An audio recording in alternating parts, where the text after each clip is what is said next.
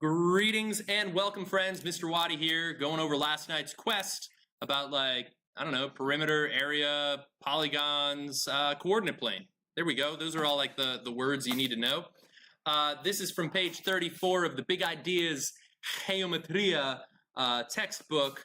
Good stuff. Here's question 3 coming at you. They asked us to classify the polygon by number of sides and determine its concavity or convexivity.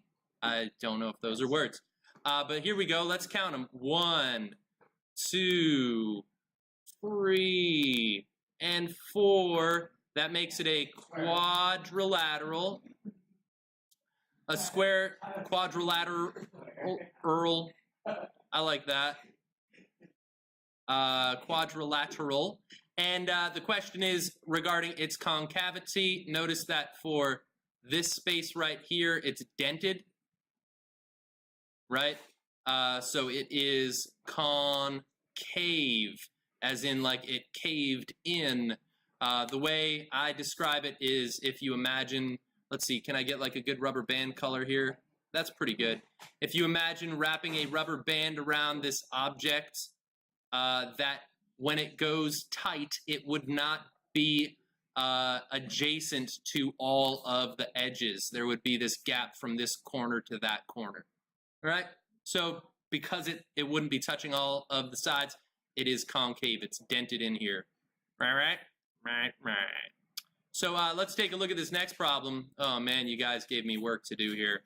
It says, find the area of quadrilateral A, B, C, D. My goodness.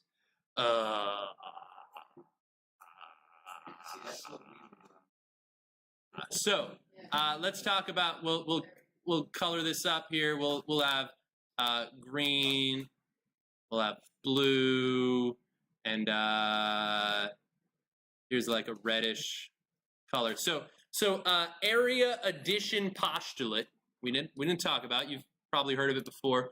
The area of the big thing is the sum of the areas of the non-overlapping parts. Right? So just you got to think about it in terms of the puzzle pieces. And that's what we do here. Man,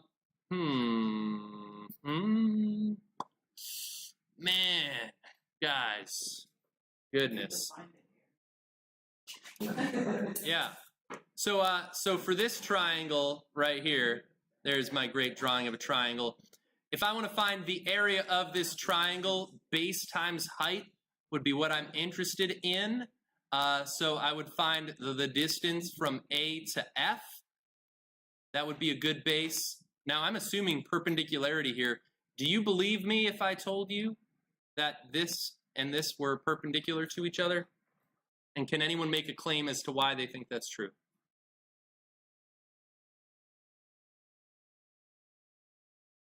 You guys know how to check for perpendicularity on a coordinate plane?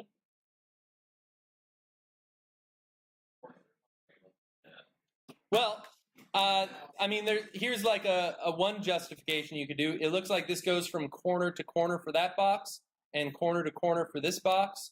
So like this is like a 45-degree angle and this is a 45-degree angle. We haven't even talked about angles yet. That's what we're talking about today. And you might be able to argue that that's a 90-degree interior there.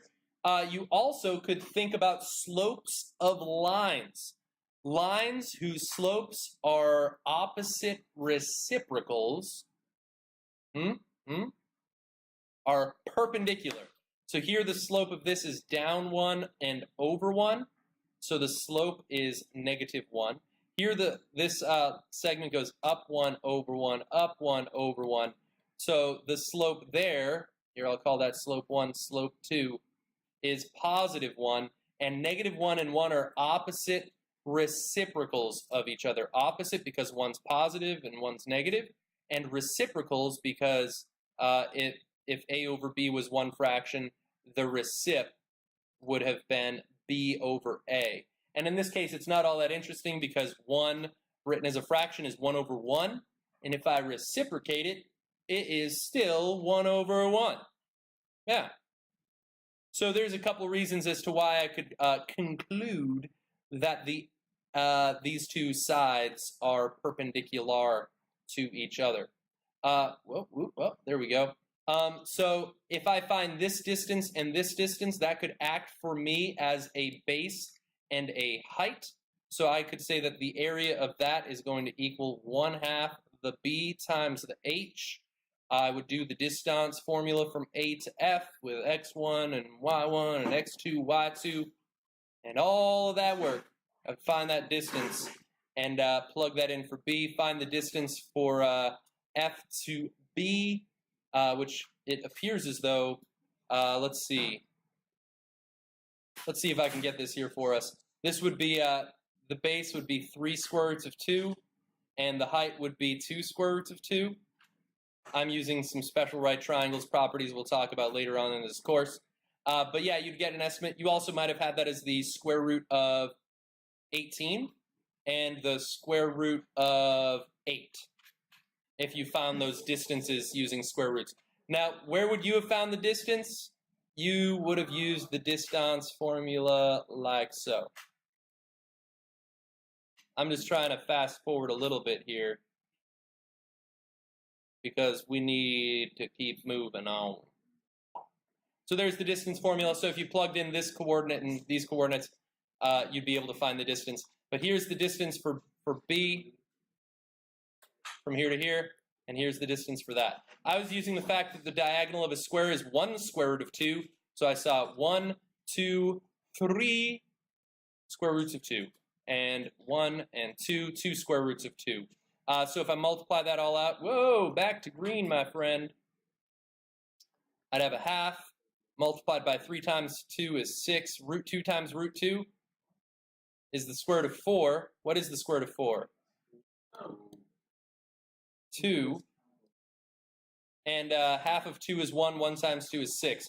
Looks like the area of this triangle is 6. All right? Question, yes?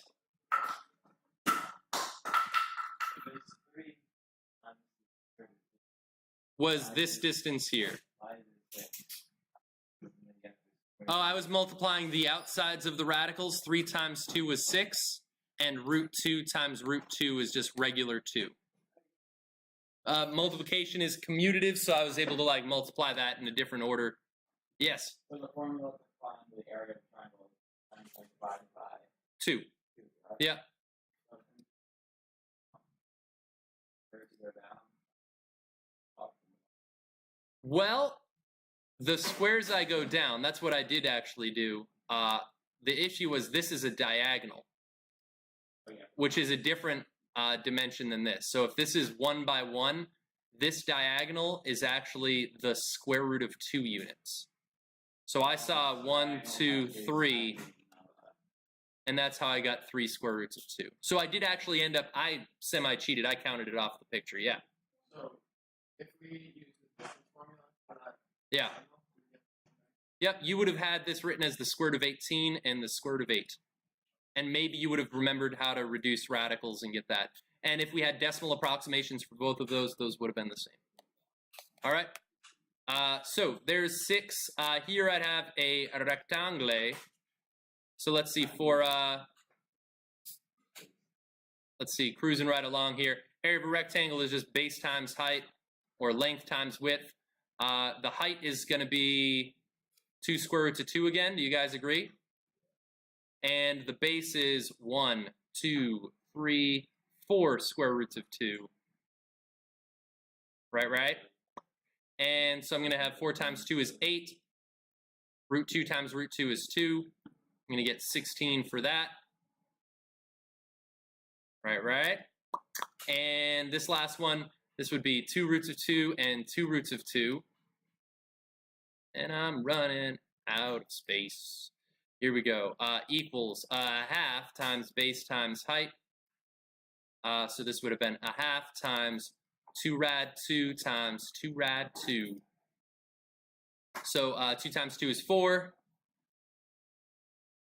Right? Rad 2 times rad 2 is 2.